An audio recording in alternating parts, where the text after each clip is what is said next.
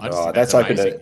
That's opened a big, not can of worms, but that's hit home for me, because I think what I got confused with, and perhaps many of us do when we're younger, is chasing that ideal, which is owning your own house, driving the nice car, having lots of material possessions. And, we've had a few stumbling blocks along the way. Obviously, a marriage that didn't work out, having kids and raising kids and all of those challenges, businesses that perhaps haven't done as well as we'd like, all those sorts of things. And then you get to perhaps my age, which I hate saying, which is 50. And, when you overcome those obstacles like Mary and I have, I am always conscious of saying to Mary, how lucky are we? Which is we have a roof over our head. We don't own our own house, but we live in a nice house. It's not the nicest house in the world, but it's functional. We have kids that still love us, talk to us, want to spend time with us, and are of good health. We have pretty much everything we want in life, which to me, if you could say what is the most important things to you in life, I'd say, having a place to live, having good relationships with your family and friends, having food on the table, things like that. I think it's important. For me, it's important to just reflect on the things that are basic enough that are the most important things. You can ask people, who are ill health, what would you change?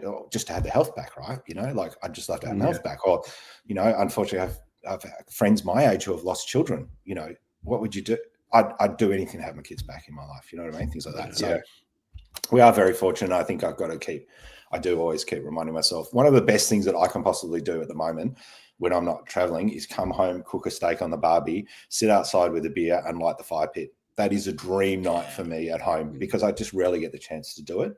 And I think it also just teaches me, that it's not all this other shit that's important. It's the simple things in life that are often the best, which is, I think, a slogan for some company or some ad on TV or anything like that.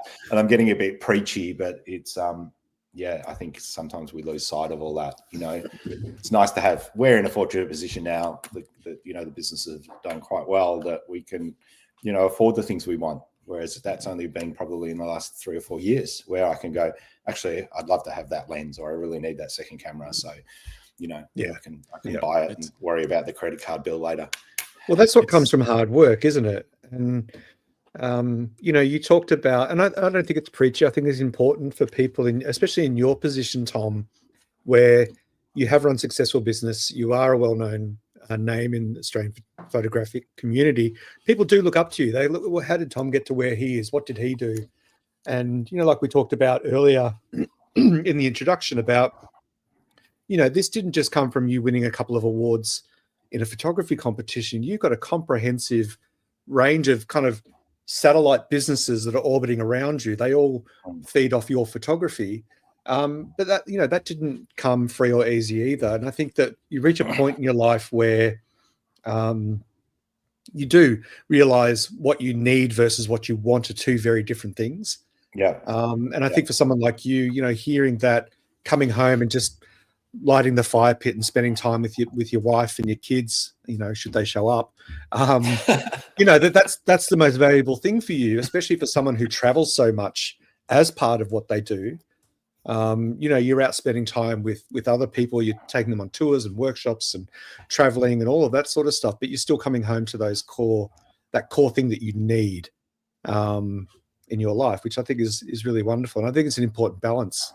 And sometimes, when you're younger, you overlook it a bit, I think, and I overlooked it working in a corporate career that I spent more time at work than at home awake.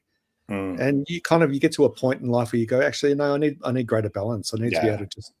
It unfortunately just comes through age and wisdom, I think, more than anything else. You know where I mean? Like I hear a few people now and then going, to be 20 again, but to have the wisdom and experience that I have now at 50. Yeah.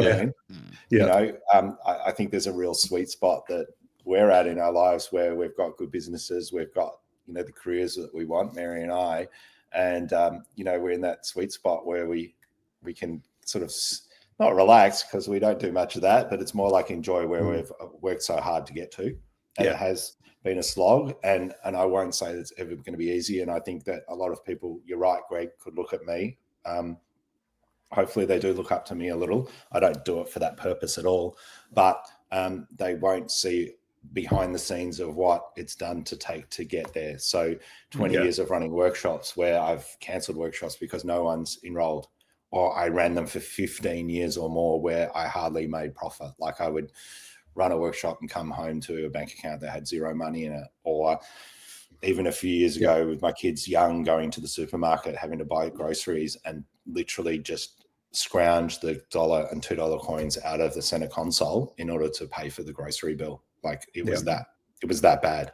You know, so yeah, they don't see all of that. And I think it's just passion and persistence again, I love this conversation because I think it's so important.